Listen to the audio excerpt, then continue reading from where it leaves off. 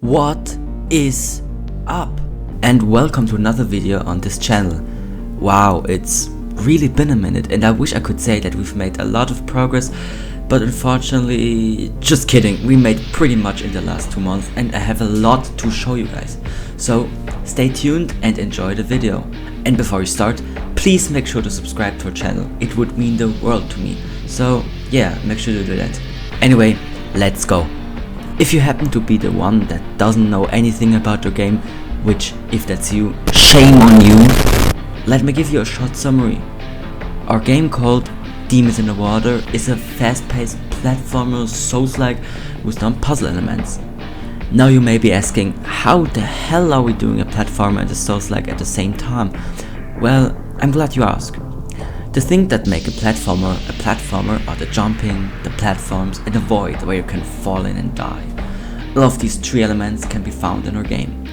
But let's take a look at what makes a Souls-like what it is. Rolling, dashing, big, super tough bosses with a lot of health and a lot of damage dealing. And also a deep lore, which can be found in Demons in the Water 2. In our game you encounter multiple tricky platforming passages, but also some tricky puzzles, and last but not least, there are the bosses, which are very tough to fight. So it's basically a mix of platformer, Souls-like and puzzle game. And if that wasn't enough, I also wrote a long deep lore with multiple layers. We try to implement the storytelling in the level design, but also to cutscenes and also with the player's own fantasy. So I think that was enough yapping about the game itself. Let's talk about the progress. Let's go!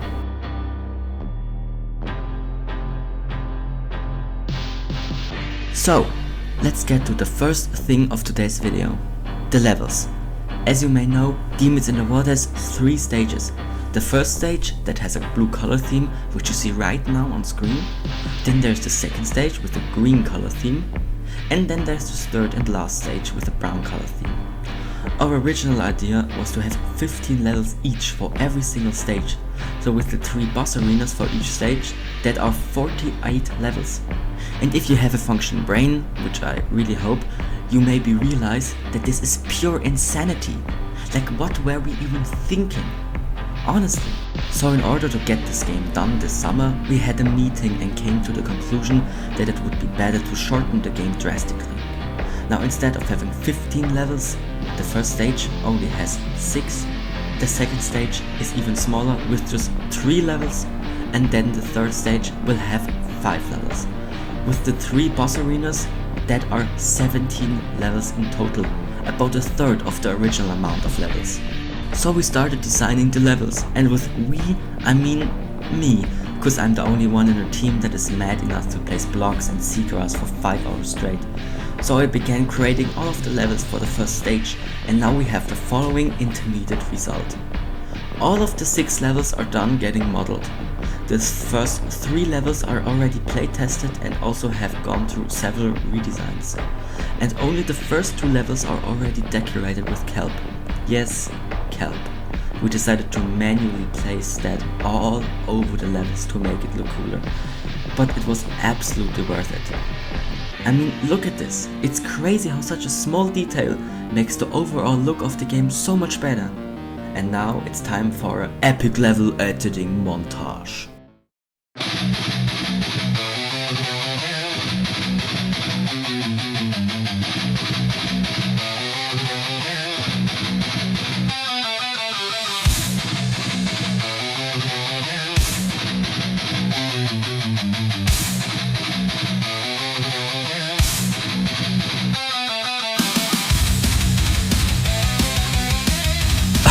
Okay, that is definitely enough.